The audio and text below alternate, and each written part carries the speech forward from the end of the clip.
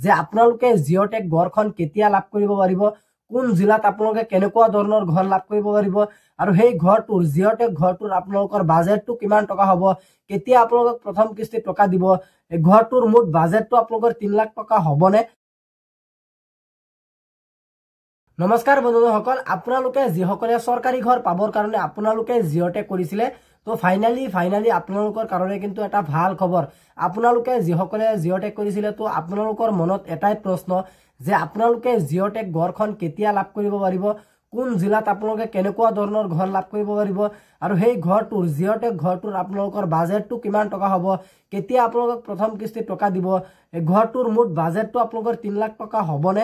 আপোনালোকৰ বহুতৰ মনত কিন্তু এইকেইটাই প্ৰশ্ন। গতিকে এই প্ৰশ্নকেইটাৰ মই আজি উত্তৰ দিবলৈ মই আপোনালোকৰ ওচৰত লৈ আহিছোঁ নতুন ভিডিঅ'।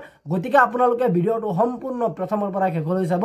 সম্পূৰ্ণ নতুন পদ্ধতিত মই আপোনালোকক আজি দেখুৱাই দিম যে জিঅ'টেক ঘৰখন আপোনালোকে কেনেকুৱা ডিজাইনৰ হ'ব, কোন তাৰিখে আপোনালোক সেই প্ৰথম কিস্তি টকাটো দিব, বা আপোনালোকে জিঅ'টেক ঘৰৰ মানে যিটো বাজেট আছে বাজেটটো আপোনালোকৰ কিমান টকা হ'ব, আজিৰ এইটো ভিডিঅ'ত আপোনালোকৰ লগত ডিছকাছ কৰিম।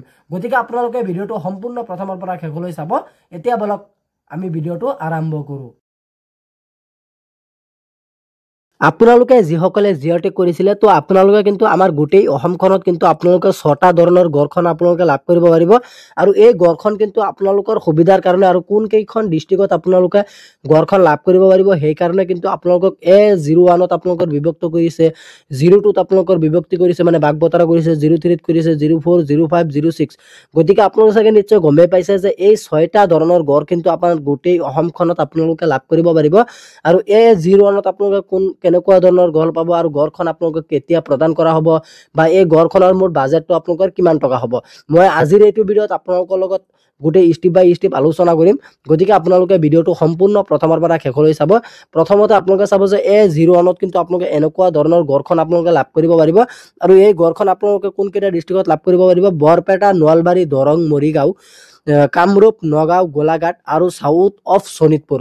গতিকে আপোনালোকে চাগে নিশ্চয় গমেই পাইছে। আৰু আপুনি কোনটো ডিষ্ট্ৰিক্টৰ পৰা চাই আছে আৰু আপোনাৰ লিষ্টত কোনটো ঘৰ পৰিছে আপোনালোকে কমেণ্ট বক্সত জনাবলৈ নাপাহৰিব যে মই আমুক ডিষ্ট্ৰিক্টৰ মানুহ হওঁ, আমুক ডিষ্ট্ৰিক্টত এইটো আমাৰ ঘৰখন প্ৰদান কৰা হ'ব। আপোনালোকে কমেণ্ট বক্সত জনাবলৈ নাপাহৰিব। তাৰপিছত আপোনালোকে তলফালে স্ক্ৰল ডাউন কৰিব।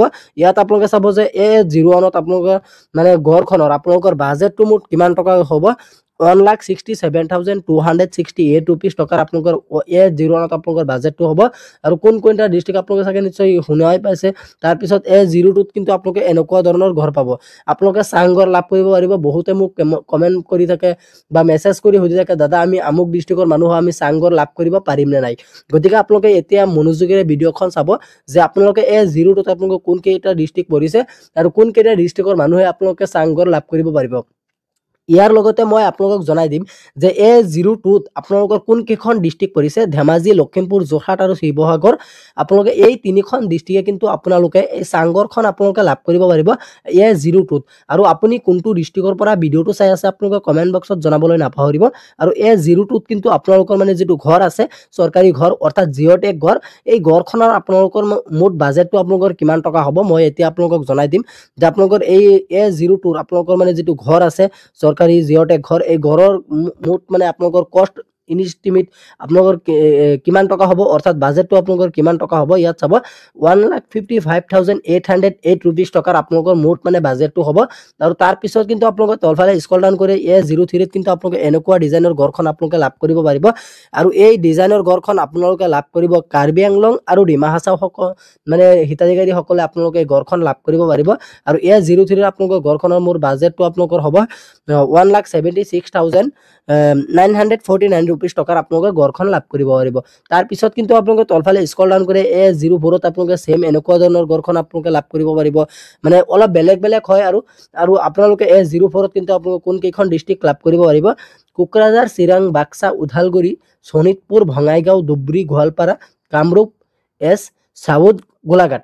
গতিকে আপুনি কোনটো ডিষ্ট্ৰিক্টৰ পৰা ভিডিঅ'টো চাই আছে আৰু আপুনি কোনটো ডিষ্ট্ৰিক্টৰ মানে A002 নে 03 নে 04, 05 আপুনি কোনটো মানে হেৰিত কেটেগৰীত আপুনি পৰিছে আপোনালোকে কমেণ্ট বক্সত জনাবলৈ নাপাহৰিব। আৰু যদি আপোনালোকে মনোযোগেৰে ভিডিঅ'টো চাই আছে তেন্তে আপোনালোকে কমেণ্ট বক্সত জনাব যে মই আমুক ডিষ্ট্ৰিক্টৰ মানুহ যে মই আমুক মানে কেটেগৰী ঘৰখন আপুনি লাভ কৰিব পাৰিম। তাৰপিছত কিন্তু আপোনালোকে S04ত কিন্তু আপোনালোকৰ মুঠ বাজেটটো কিমান টকা হ'ব আপোনালোকে ইয়াত চাব যে 1,86,404 ৰুপিজ টকাৰ আপোনালোকে এই ঘৰখন লাভ কৰিব পাৰিব।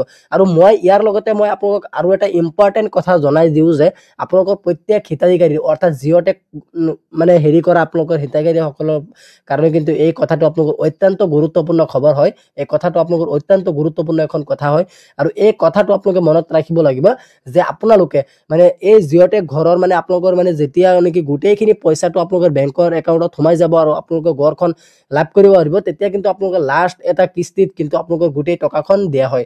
আৰু লাষ্ট কিস্তি এইবাৰৰ পৰা নিয়ম সলনি কৰিছে। লাষ্ট কিস্তি পোৱাৰ পিছতো আপোনালোকে মানে যিটো আপোনালোকৰ জব কাৰ্ডৰ পইচাটো আপোনালোকৰ যিটো সোমাই এই 30,000 টকা কিন্তু আপোনালোকে জব কাৰ্ডত আপোনালোকে লাভ কৰিব পাৰিব। লাগিলে আপোনালোকে 1.5 লাখ টকাৰ ঘৰে পায়, 1 লাখ টকাৰ ঘৰে পায়, লাগিলে আপুনি 3 লাখ টকাৰ ঘৰে পায়। আপোনালোকে কিন্তু লাষ্টত 30,000 টকা যিটো আছে সেই টকাখন কিন্তু আপোনালোকৰ জব কাৰ্ডত একেবাৰে লাষ্টৰ ফালে একেবাৰে শেষত কিন্তু আপোনালোকে সেই পইচাখন লাভ কৰিব পাৰিবই।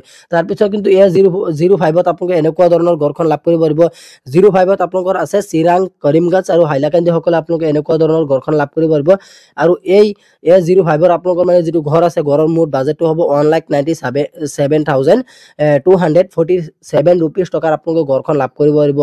S05তো কিন্তু আপোনালোকে চাংঘৰ এনেকুৱা ধৰণৰ চাংঘৰ আপোনালোকে লাভ কৰিব পাৰিব। আৰু S05ত পৰিছে আপোনালোকৰ কাৰ্বি আংলং আৰু ডিমা হাছাও সকলে আপোনালোকে লাভ কৰিব পাৰিব।